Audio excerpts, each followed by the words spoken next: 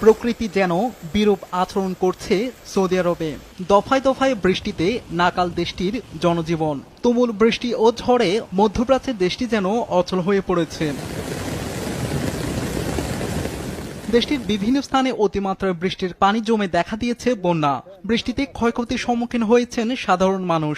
টানা কয়েকদিনে বৃষ্টিতে সৃষ্ট বন্যার পানিতে অনেক জায়গায় গাড়ি ডুবতে দেখা গেছে, রাস্তাঘাটও বন্ধ হয়ে গেছে।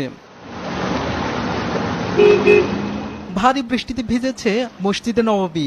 নগরের মদিনায় রেড অ্যালার্ট জারি করা হয়েছে। এছাড়া মদিনায় আরও বজ্রপাত সহ বৃষ্টি এবং ঝড়ো হাওয়া হতে পারে বলে সতর্ক করেছে দেশটির আবহাওয়া অধিদপ্তর।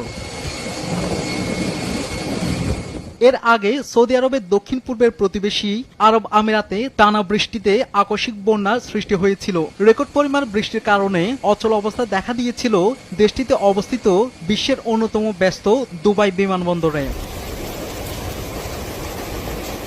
এদিকে ভারী বৃষ্টিপাতের কবলে মধ্যপ্রাচ্যে আরেক দেশ বাহরাইন। দীর্ঘ সময় ধরে বৃষ্টির ফলে অনেক নিচু এলাকায় জমে গেছে পানি। যে কোনো পরিস্থিতি এড়াতে পূর্ব প্রস্তুতি নিয়েছে দেশটির সরকার। শাহাদাত শাওন, RTV।